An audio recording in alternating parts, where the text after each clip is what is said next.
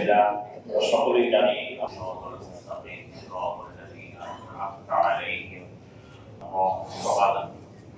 لم يلد ولم يولد ولم يكن رب العالمين والصلاة والسلام على رسوله الكريم।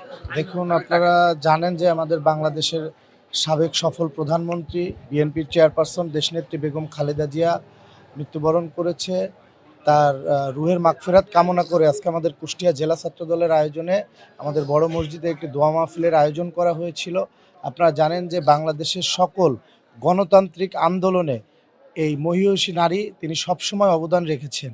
বাংলাদেশ বিনির্মাণে বাংলাদেশের মানুষের ভোটাধিকার এবং গণতন্ত্র পুনরুদ্ধারে তিনি সবসময় কোনো অন্যায়ের সাথে কখনো আপোষ করেনি। সে আজকে আমাদের মাঝে নেই। তার রুহের মাগফিরাত কামনা আজকে আমরা দোয়া মাহফিল করেছি। আমাদের দলীয় কর্মসূচি আছে, আমরা প্রতিটি জেলা মহানগর এবং আমাদের উপজেলাব্যাপী আমরা 7 দিনের এই কর্মসূচি পালন করব। তার জন্য দোয়া করব, আল্লাহ যেন তাকে জান্নাতবাসী করেন। আপনারা সবাই দেখেছেন যে দেশনেত্রী বেগম খালেদা জিয়া জানাজায় লক্ষ কোটি মানুষের সমাগম হয়েছে। এখানে যে শুধু রাজনৈতিক মানুষ উপস্থিত হয়েছে তার জানাজায় তা কিন্তু না, ঢাকা শহরে সারা বাংলাদেশ থেকে সাধারণ জনগণ, মুরব্বী সবাই ছুটে গিয়েছে। ছাত্র দলের পক্ষ থেকে আমাদের আজকে সারা বাংলাদেশেই দোয়া মাহফিলের আয়োজন ছিল। আমরা তারই ধারাবাহিকতায় কুষ্টিয়া জেলা ছাত্র দলের আজকে দোয়া মাহফিল আমাদের দেশনেত্রী বেগম খালেদা জিয়ার আত্মার মাগফিরাত কামনায়। আর আপনারা জানেন উনি দেশের জন্য কি করেছেন, দেশের মানুষের জন্য কি করেছেন। উনি শত কষ্ট শত নির্যাতনের মাঝেও দেশ ছেড়ে যায় নাই। তো ওনার এই আপসহীন চরিত্রের কারণেই ওনার জানাজাতে কিন্তু জনসমুদ্র হয়েছিল।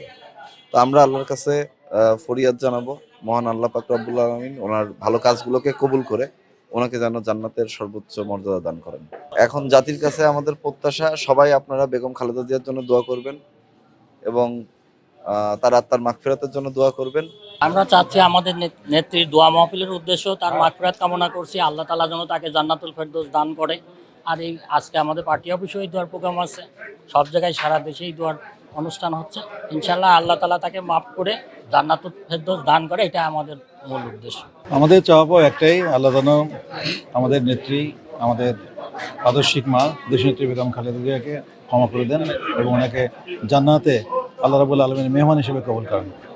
আমাদের 7 দিনব্যাপী কর্মসূচি আছে। আমরা কালো ব্যাজ ধারণ করেছি, আমরা দোয়া মাহফিল করছি, আমরা বিভিন্ন জায়গায় আমরা বিভিন্ন সদকা দিচ্ছি। এভাবে আমাদের একটাই উদ্দেশ্য, আল্লাহ রাব্বুল আলামিন যেন আমাদের নেত্রীকে ক্ষমা করে দেন এবং জান্নাতের উচ্চ মাকাম দান করেন। বিএনপি চেয়ারপারসন দেশনেত্রী বেগম খালেদা জিয়ার রুহের মাগফিরাত কামনা করে আমরা নিয়মিতভাবে প্রত্যেকটি থানায়, জেলায় নিয়মিতভাবে এখানে দোয়া মাহফিলের আয়োজন করছি এবং সেটা চলমান আছে। এছাড়া আজকে এখন কুষ্টিয়া জেলা ছাত্র দলের উদ্যোগে দোয়া মাহফিল হয়েছে, জেলা বিএনপির উদ্যোগে আছে। আমরা নিজ নিজ এলাকায় প্রত্যেক ওয়ার্ডে মসজিদে বিভিন্নভাবে দোয়ার আয়োজন প্রতিদিন করছে। এটা 7 দিনের একটি কর্মসূচি দল থেকে ঘোষণা করা হয়েছে। জাতির কাছে প্রত্যাশা যে যিনি আমাদের প্রাণপ্রিয় নেত্রী দেশনেত্রী বেগম খালেদা জিয়া আজকে আমাদের মাঝ থেকে চিরতরে বিদায় নিয়েছেন। আমরা যে জাতীয়তাবাদী আদর্শ ধারণ করি, সে ধারণ করে জাতীয়তাবাদী আদর্শে বিশ্বাসী প্রত্যেকটি নাগরিক এবং দেশের সচেতন নাগরিকের একমাত্র কর্তব্য হচ্ছে, নৈতিক কর্তব্য, ইমানি দায়িত্ব হচ্ছে এখন বর্তমানে এদেশে গণতন্ত্র পুনরুদ্ধার এবং দেশের মানুষের ভোটাধিকার নিশ্চিত করা। একই সাথে দেশনেত্রী বেগম খালেদা জিয়ার জন্য তার রুহের মাগফিরাত কামনা করা। আপনারা তো সব জানেন যে আমাদের ম্যাডাম, আমাদের নেত্রী দেশমাতা খালেদা জিয়া ইন্তেকালে সারা দেশেই দোয়ার অনুষ্ঠান চলছে। তো আমাদের জাতীয়তাবাদী ছাত্র দলের ছেলেরা এই আয়োজনটা আজকে করেছে। আজকে সারা দেশের বিভিন্ন প্রান্ত, গ্রামগঞ্জে সব জায়গায় অনুষ্ঠান হচ্ছে।